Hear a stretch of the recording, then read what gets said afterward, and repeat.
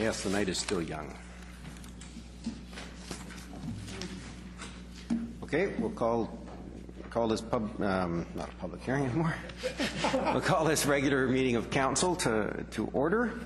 I have one very quick announcement.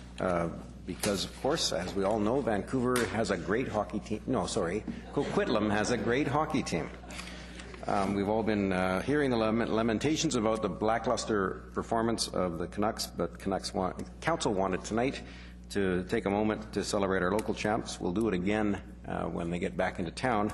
The Coquitlam Express, an underdog story this year. They finished the regular season with 27 wins, 26 losses, and 5 ties. They were third place in the division, 9th in the league overall. In every series of the Fred Page Cup playoffs, they were the lesser-ranked team. After defeating the second-place Prince George Bruce Kings, they advanced past the first round of the playoffs for the first time since returning to Coquitlam in 2010-11. And in 4 separate playoff games, they entered the third period trailing behind and ended up winning. And finally, they swept the Vernon Vipers in 4 games to win the Fred Page Cup at home at Poirier Sport and Leisure Complex. And I know there were council members, myself as well, that were present there. These actually are my photos. The Express are now continuing into the Western Canada Cup, where they won their first game last night, and they're playing their, well, they're not playing their second game right now. It's undoubtedly over, and we don't know the results yet. They're playing tonight. Yes. In Dauphin, I think. Is it Dauphin? Dauphin, Manitoba. I feel a challenge coming. Congratulations. And I'll finish my last paragraph and you'll have an answer for me. Congratulations to all the players and parents, the staff and coaches and the management of the Coquitlam Express Junior A Hockey Club. And of course, there's one, the man whose vision this was, Darcy Rhoda, a Coquitlam resident, a former Canuck, former Blackhawk, long career in the NHL, and does a great amount of work with amateur and young players in hockey. Congratulations to them all. It's been an amazing season. We look forward to your continued success through this Western Canada Finals. Without a doubt, some of these players are going to be big league names in the future, as many of the Express alumni currently play in the NHL. And of course, tonight they were playing in Dauphin, Manitoba, and the results of that game, no.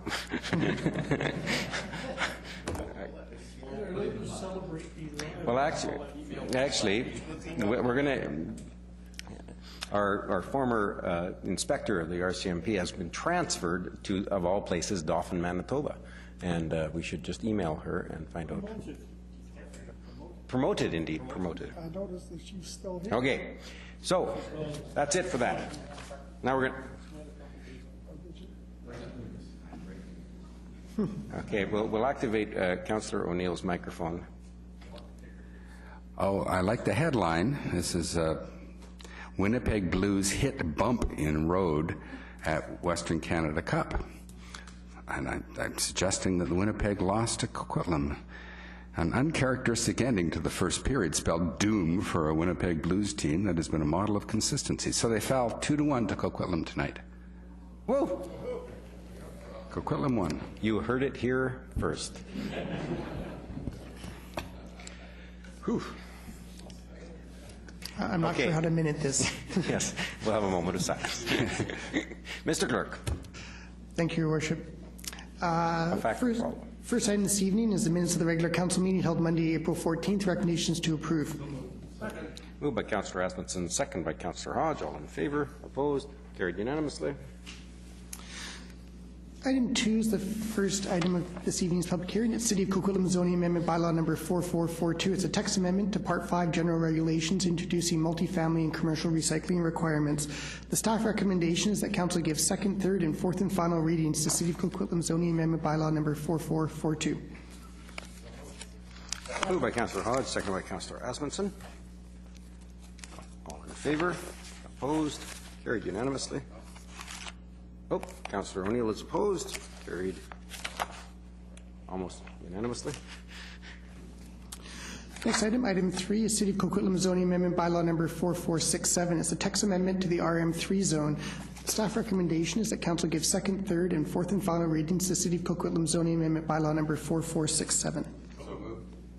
Moved by Councillor Asmundson, seconded by Councillor O'Neill. All in favor? Opposed? Carried unanimously. Next item, item 4, is City of Coquitlam Zoning Amendment Bylaw number 4477. This pertains to the properties at 1235 and 1237 Burke Mountain Street. The staff recommendations that Council give second and third readings to City of Coquitlam Zoning Amendment Bylaw number 4477. Council. Okay, just one moment, please. Moved by Councillor Nicholson, seconded by Councillor Hodge to decline. Councillor Asmundson. Thank you very much, Mayor. I will be supporting Councillor Nicholson's decline motion. Yes, we need daycares. We've had some daycares in this area that go on Coastal Meridian. We had the one up at Kingston and Princeton. The one at Kingston and Princeton was the same size, 75 children out of that. Difference in that one being that was on a corner of a roadway for better traffic. It was 3 RS9 lots, a lot larger area. And it also had, on the other side of the street, was a SPIA or sensitive area where there was no housing for extra parking along that area.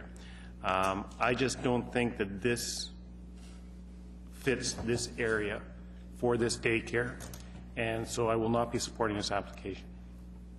Thank you. Thank you. I'm of the same mind. Well, no, I'm of a different mind, but I'm of the same opinion. Right land use, wrong land. This is, it just doesn't fit here. Councillor Sikora. Yeah, thank you very much, Mayor. You know, when this thing come first to our light, the fact is, first reading, I always believe in giving everything a first reading, because you never know what you're going to hear from the public in the area as far as developments are concerned. They may want something that, you know, I may not think that it's appropriate, but in this case, this is a far cry of what people, and daycares are needed in this community very much so, but there's a far cry from being able to vote for it, in favor of it, which I won't, because I believe that the public has spoken loud and clear today in the area about it, and I think that it's probably it's in the middle of the block. It's probably a wrong place for a daycare. So I think that, you know, maybe as they spoke that there's daycares are needed and probably will be needed in that area, but however in the wrong place. So I will not be supporting either. Thank you. Thank you. Councillor Hodge. Well, you know, we're certainly going to need daycare up on Burke Mountain. The number of young children that are up there today, and I think there will be a need for it. I don't know that this is the way to fill that need. As Councillor Asmundson said, there's another one up there that's 74. It's going to be spots. That's the one up on Westlake Court. That one's a little different because with the 3 lots, as the councillor alluded to, but that site is 2,000 meters, 2,000 square meters. That's about 30% larger than this one, and it's also a corner, and it has 19 parking spots as opposed to the 11. So I think there are places that some things work, and this is just not one of the places that this is going to work. I think we've heard it from the residents there. We've heard them refer to it as a commercial operation, that it doesn't suit the neighborhood zoning. And, you know, to me, I think it's good idea, wrong spot, not for this particular part of the neighborhood. And you know, as I said, I think we're going to need some daycare, but I really prefer smaller scale, the 5 to 6 spots in residential areas, and something that fits into the neighborhood better. So I will support the recommendation to decline. Thank you. Thank you very much. Councillor Zerillo. I just wanted to take this opportunity to make some comments to staff. First of all, it's just it's unfortunate that this discussion tonight did not allow us to look at the child care facility for the merits of what it does for kids and families in the community. That the focus of the discussion tonight had to be on traffic and parking. It seems a shame that we can't thank a person or a business that has been looking after our kids for many, many years very, very well tonight. But I would want to make some comments to staff, because this is just identified a couple of things tonight, which is that the tandem parking is not necessarily practical. So as we're planning for the future, I mean, even with restricted covenants, it seems like it's an issue. Legal suites must have a supplied parking spot off-street, and we need to be diligent on our bylaws for that. And lastly, because we have some school trustees here tonight, I'd just like to mention that maybe there is more opportunity for us to do more, and even for our proponent tonight to be able to do stuff in our school facilities if there's room. And I would just close by saying, yes, I'm going to not support, I'm going to support what has been moved. And as I said, just unfortunate that we couldn't have a discussion about the care of our families and kids in the neighborhood. Councillor O'Neill. Yes, thank you. It's a very interesting discussion, and there's certainly pros and cons for this issue, but I will be supporting the motion to decline this. And to me, the crucial issue was the perceived, real, or whatever, the expectation in the neighborhood that the promise was made a couple of years ago that this land in question today before us was going to be this sort of buffer zone between the 31 units directly to the south and the bigger lots to the north. And the trade-off was made. We heard two people speak to that one. We had a letter to that effect as well. And I really sympathize with the feeling that they feel that the goalposts have been moved, the rules of the game changed, and it's kind of the goalposts have been moved and the playing field hasn't even been finished yet. You know, the townhome development is still being developed, and here my goodness, you know, the buffer zone they thought they were going to have would be taken away if this rezoning application went through. So I'm quite sympathetic to that. If a commitment was made, and they certainly believe there was one, and I've got no reason to doubt that, I think the fairness should support their position. Thank you. Thank you. Seeing no other speakers. The question, and it's a negative motion. The motion is to reject. All in favor? All opposed? That motion carries unanimously. I do want to acknowledge again the school trustees and school board staff that are here, and to remind them the number of speakers that came forward and said how many daycare facilities there were on the mountain, how many children there were on the mountain, how many moms and dads there were on the mountain, and how many kids there were on the mountain that are going to need a school with a daycare, apparently. Mr. Clerk. Thank you, Your Worship. Thank you. Next item, item 5, is the City of Coquitlam Citywide Official Community Plan Bylaw number 4404 and City of Coquitlam Zoning Amendment Bylaw 4405. It's for the northeast portion of 1595 Regan Avenue. The two-part staff recommendation is that Council give second, third, and fourth and final readings to the City of Coquitlam Citywide Official Community Plan Bylaw number 4404 and second, third, and fourth and final readings to the City of Coquitlam Zoning Amendment Bylaw number 4405. Second. Moved by Councillor Hodge, seconded by Councillor O'Neill. All in favor? All opposed? Motion carries unanimously. Gosh. Okay. Next item, item 6, is fourth and final reading of Bylaw Enforcement Notice Amendment Business License Bylaw number 4399 and Municipal Ticket Information Amendment Business License Bylaw 4400. The staff recommendation is that Council give fourth and final reading to Bylaw Enforcement Notice Amendment Business License Bylaw 4399 and Municipal Ticket Information Amendment Business License Bylaw number 4400. Moved by Councillor Asmussen, seconded by Councillor Nick.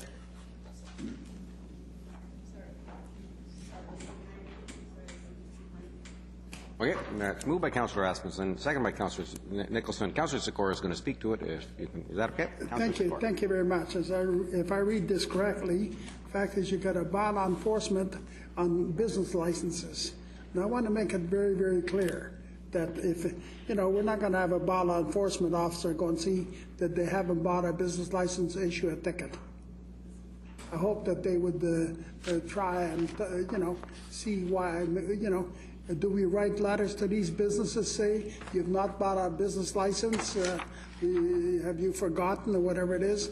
Because to me, I think that that's hitting a fly with a sledgehammer. There might be businesses that forgot for a week or two, and we're going to have a bylaw enforcement officer go and issue a ticket. So that bothers me. Okay, Mr. Dumont. Thank you very much. Through the chair, we've always had a bylaw enforcement bylaw related to our business license bylaw. It's being updated because we approved a new business license bylaw earlier this year.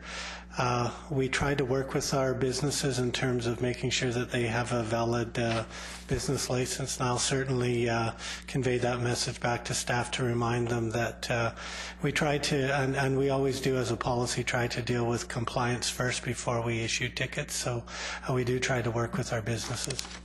Okay, thank you. Thank you. Fourth and final. All in favor? Opposed? Carried unanimously.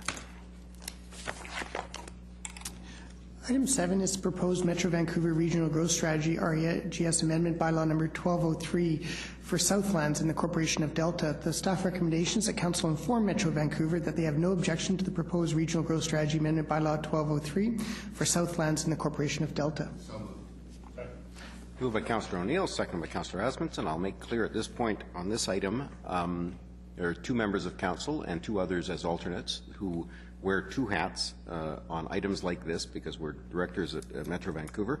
This motion is to tell Metro Vancouver that Coquitlam, the parochial Coquitlam, has no objection to this particular issue. And then the directors, when they get to Metro Vancouver, are sworn to actually vote not on behalf of Coquitlam and what's best for Coquitlam, but rather to vote what's best for Metro Vancouver. Now, it will probably be the same in this instance, but it is one of those unusual circumstances, and the question was raised earlier today by a council member, and I just want to make it clear that this is council's vote, and I will support it because this actually is what's best for Coquitlam.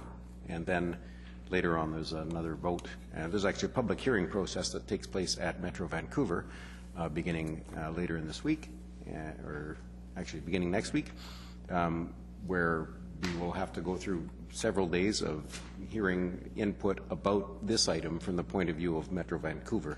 And wearing a different hat, we will be making a different decision. Councillor Nicholson on that question. Thank you, Your Worship. I spent a lot of time thinking about this because I'm not really comfortable with the decision that Delta Council's made. But I'm also not very comfortable with the level of authority that Metro Vancouver may from time to time have over some of us. And I will support this resolution because I think it behooves us to respect the decision that Delta has made. And I hope that the same respect will be accorded to us at some future date, both by the other municipalities and by Metro Vancouver. Thank you. As it always has been. Councillor Zakor. Yeah, thank you very much, Mayor. You know, for me to make a decision what's in Delta, that's the problem we have with Metro as it's structured today. Is the fact is that the board of directors, you know, or we as council members, not the board of directors, but as council members, we somehow dwell into what's happening in Delta. I don't know what's happening in Delta. And I really could care less of what's happening in Delta. They got their own mayor, they got their own council members. Who better can represent Delta than they can? Like I represent Coquitlam. I'm sure I would hate to see that Delta would have some say in our affairs in the city of Coquitlam. So, you know, I think it needs to be loud and clear, and I'm glad that Langley won a case against Metro. I think that we should maybe tell these board of directors at the Metro Vancouver, which our mayor is one of them, that maybe, you know what, we should all come down. I'm not saying that our board of directors don't, but all of them should come down to earth, represent their own communities. And I know there were vote of 23 municipalities or 21 municipalities, and it's fine. But I'll tell you, it's got to a point when Metro Vancouver is grown too big, too much power, and interfering to what's happening in the Lower Mainland. And I really, really object to that. Thank you very much. And in this instance, it's actually provincial statute that has empowered this and in fact required it, so that regional districts across the province now make some land use decisions for communities, and that's always a challenge for those of us who tend to try to visit every site before we vote on them, try to visit every site out in Delta and Surrey and Langley and such. Councillor O'Neill. Yeah, thank you very much. Now I see that the Metro Board initiated this Type 2 amendment by giving first and second readings to this bylaw on March 28th.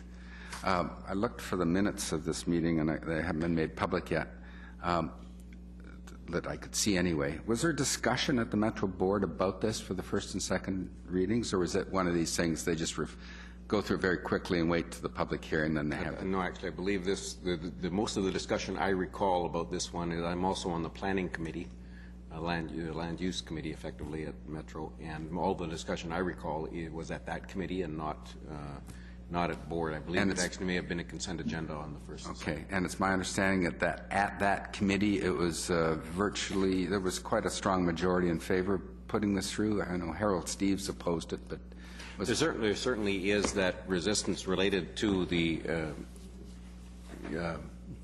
historic resistance on this property and other properties like it. This is a compromise, I guess, on all land uses. All of these land use decisions, the Jackson Farm and Maple Ridge, this one, are compromise decisions where Metro Vancouver gets something out of it, in this case a whole bunch of parkland. The developer gets something out of it, some land use decisions, and the community gets something out of it as well. There was and there's no question that Councillor Harold Steves out of Richmond is a staunch opponent of this kind of compromise.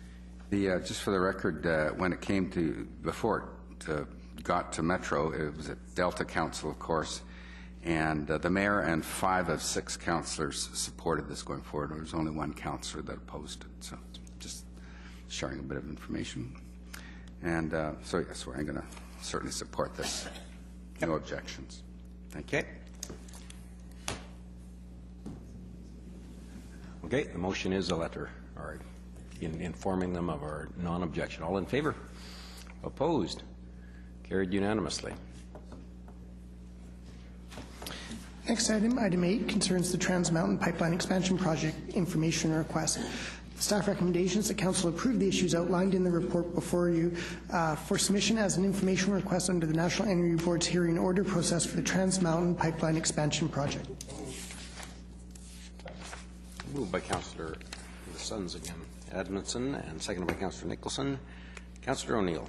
Yeah, all these questions here, quite good, and they're very specific, Coquitlam oriented, and this is sort of the direction we wanted to do. We can best represent Coquitlam and best ask questions from our point of view. But there's this one question that comes out as so broad and so open and not really Coquitlam specific as everything else, and it's in C, impacts on water courses after construction. C3 is, what are the projected impacts to wildlife populations, in particular for salmon and waterfowl species, in the event of a major spill to the Fraser River? Wow, I mean, what do you think they're going to say? That's not quite the level of the technical questions that we've asked everywhere else. This one here is just this wide open question that's come, what are the effects going to be? Well, like, how big is the spill going to be? How long would the spill last? What's the current of the river at that time? Is it in the spring or in the winter? There's a million variables here, and it's frankly, it's not really a specific Coquitlam question. So I'd like to know what the staff rationale was for opening up this. I mean, that's a question that to me is almost unanswerable. But if it is to be answered, it's more of a whole different level than the sort of thing that Coquitlam would be specifically interested in. So any response from staff on that?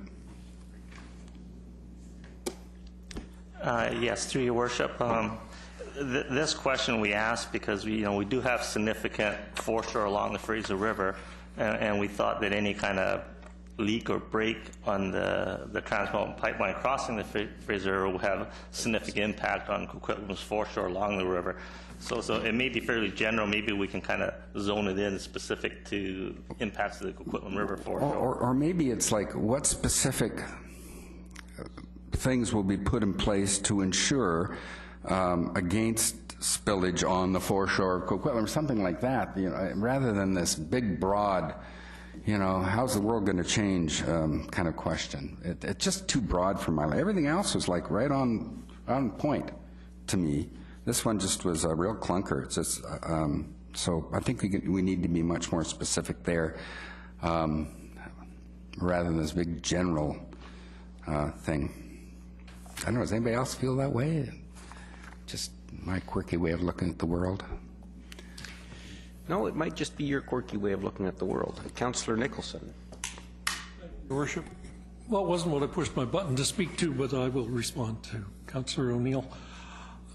Under C in the preamble, it says release of petroleum product due to a leak or break to environmentally sensitive areas in the city of Coquitlam will have a detrimental effect on aquatic.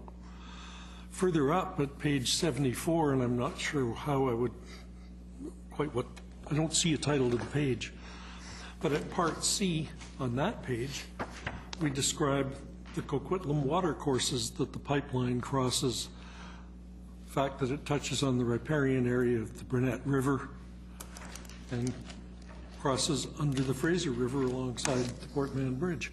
And all those have the potential to seriously impact water courses in the city of Coquitlam. So that's why I don't have a lot of difficulty with the questions. But I also would not have a problem with staff rewriting that a little bit to make it clearly Coquitlam specific. And to go to where I intended to go when I pushed this button, I'm pleased with what I see here. I'm pleased that it is, I think, Coquitlam specific in all its respects. It does not, we're not going to talk about tankers in Burrard Inlet or any of those kinds of things. But I believe that there is one aspect that's been identified by staff that is of greater import to the people of Coquitlam than any of the others, and that's item E that talks about construction in Colony Farm. And I have two requests around that. One is that what's presently shown as item E become item A and be given the prominence that I think it deserves in this submission.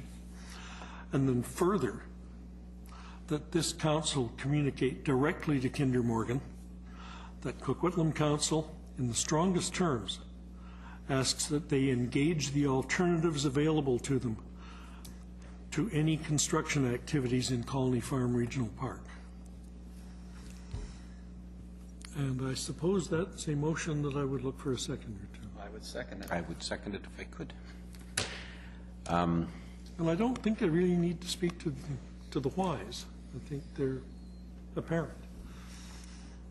Actually, I'm not sure it goes as far as I would have, because the concern I raised initially... Oh, go ahead and amend it, Your Worship. I can't, but the concern I raised initially was that if in the event of a utility doing construction work on the location where the permanent location where the pipe will be, that's installing the pipe. That's true. Yes. Whereas building a pipe for installation somewhere else is manufacturing. And the utility is allowed to install without a permit from us, but I wouldn't have thought that the utility is allowed to manufacture for installation somewhere else. What they're doing, they're not installing the pipe on the park, they're manufacturing the pipe in the park, which is a land use that would have been regulated. I'd be happy to change the word construction to manufacturing activities. and then they're going to be pushing it and installing it in Maccabee, and I gather that it's just simpler that way. Our role here is not to make the purpose of Colony Farm Park is not to make it easy for a manufacturer of a pipeline. So.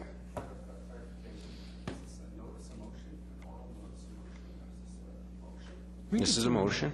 It's effectively an amendment to what's before us. So he's moved an amendment, and it's been seconded.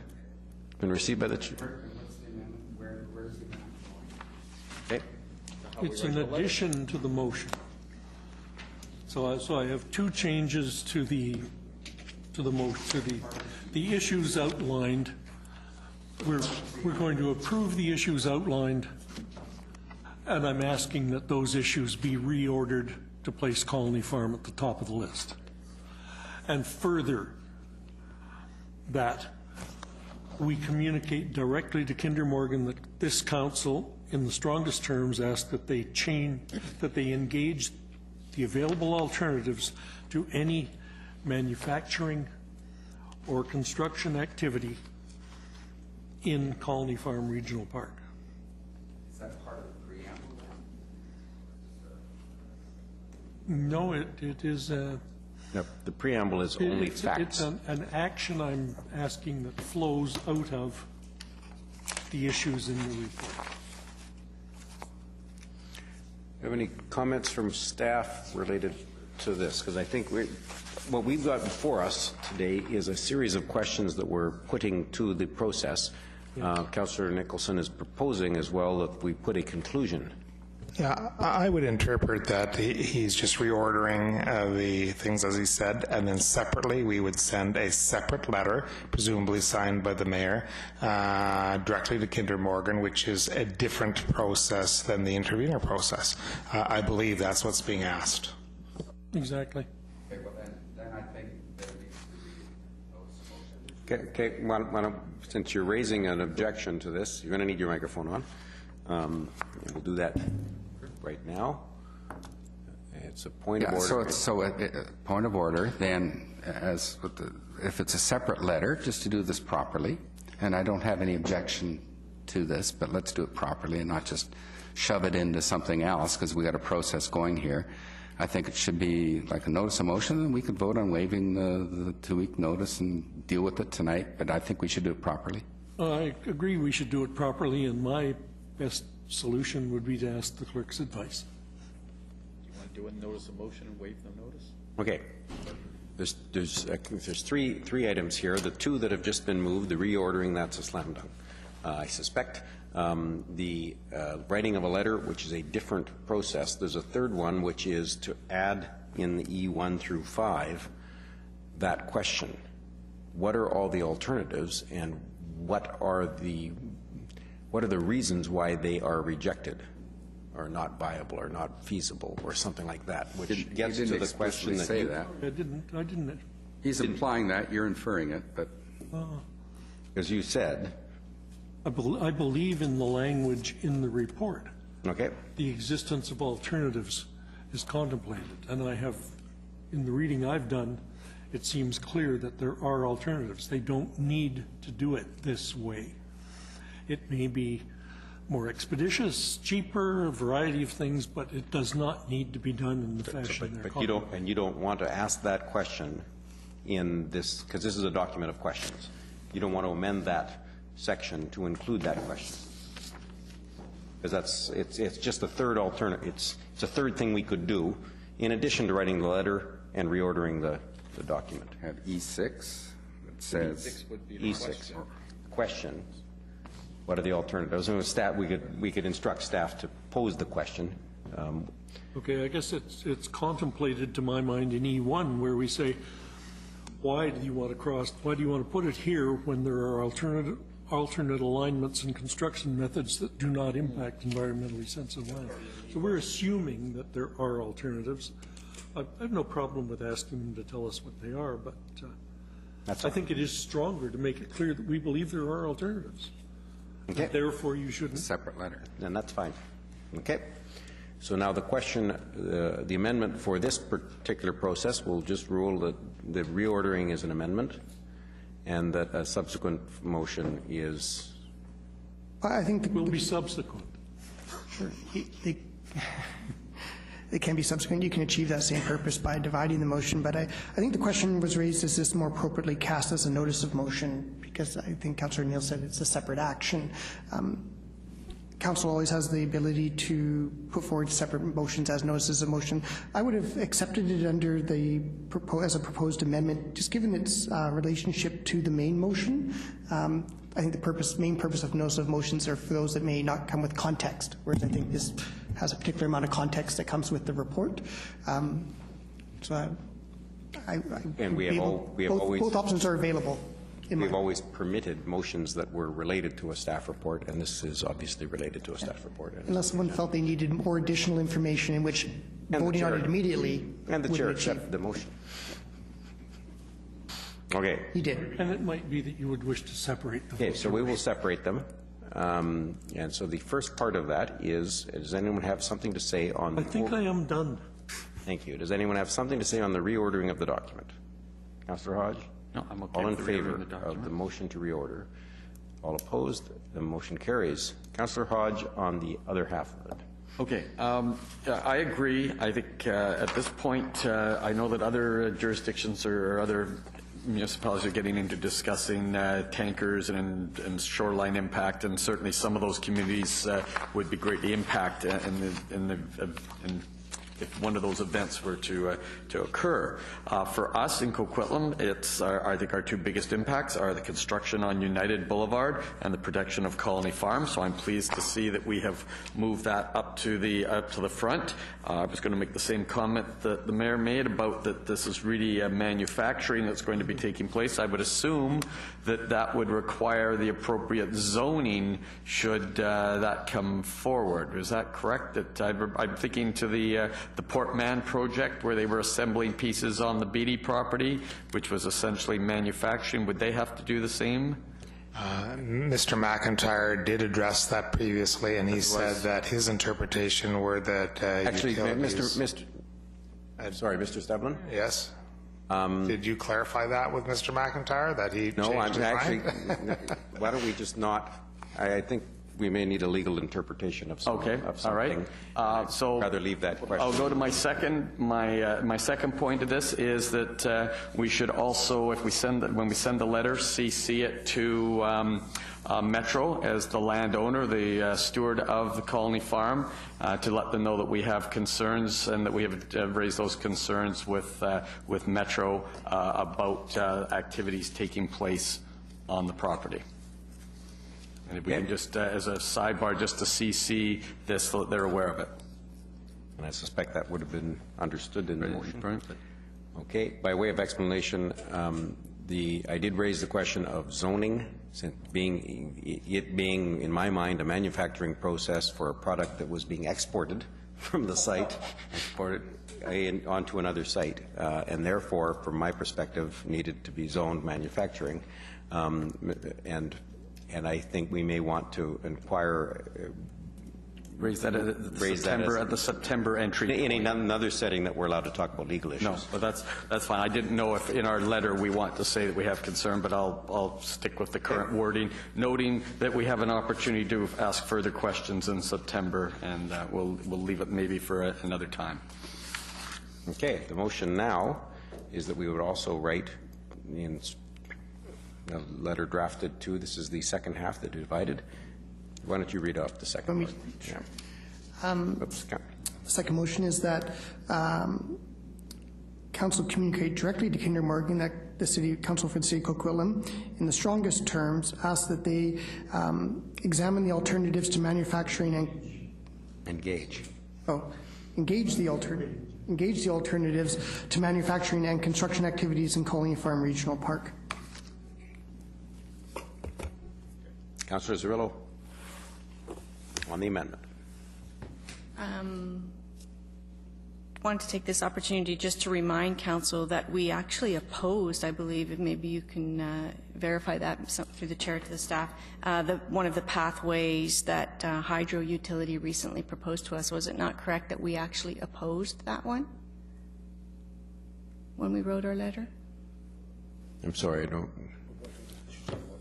hydro utility. Between this and our opposition to the hydro down the crunch. Yes. Right. So I just wanted to remind Council of that, because to me this is very similar in that there is more than one option, and so that's the point that I wanted to make, that our language on this one is not even as strong as opposed, but that we are asking. We're not at the process. With the hydro one, we were asked about the three options, and we were giving our opinion. Right now, we're not being asked yet. We're being asked, do you have any questions? Yes, I understand that, but at the same time, on a good neighbor policy, it's an opportune time for us to have a direct conversation with Kinder Morgan. I think we're doing that on a regular basis, right? So it's just a good neighbor policy to do it that way. Also wanted to just make note about the transparency of the process. I believe that City of Vancouver was bringing a notice of motion tonight about the lack of transparency in this process, and I just think that, again, it's a heads up to make sure that they understand before they get down the road, when I'm talking about Kinder Morgan, that we're really not at all open to the idea of colony farms. Okay. Councillor Nicholson on the amendment. Thank you, Your Worship. On your amendment. I appreciate Councillor Zerrillo's point about opposition being perhaps a stronger piece of language, but I think in these circumstances, to say we oppose without acknowledging that we know that there are alternatives. And so what we're trying to do is, we're not opposing them building it on Colony Farm. We are telling them that they must do something else. And I think that's equally strong, or perhaps stronger, because we know there are alternatives and you are to use them. Thank you. Okay. The question is the second half of the amendment, a writing of a letter. All in favor? Opposed?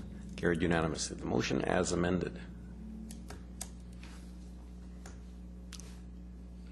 Nobody? All in favor? Opposed? Carried unanimously. Your Worship, that's the final item on this evening's agenda. If I could just make one comment before we finally adjourn, and just to thank publicly in this setting Maurice Gravelle for his 5 years of service. This is his last council meeting tonight, and I do want to thank him for sticking it out for the whole time.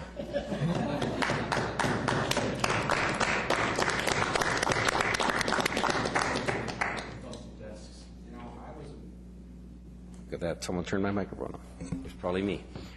I was going to say nice things about him.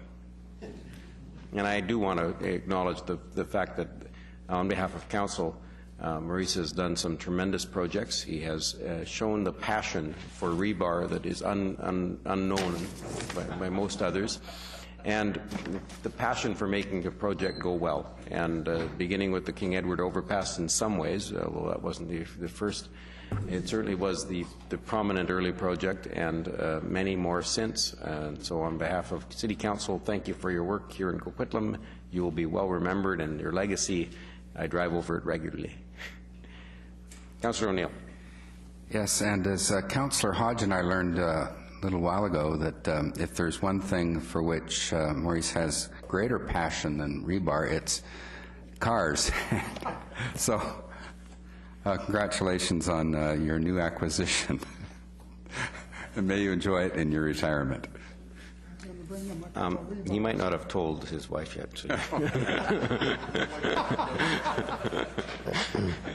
And I would just like to thank Council for all your support of the Strategic Initiatives Department, for all of our projects initiatives over the last 5 years.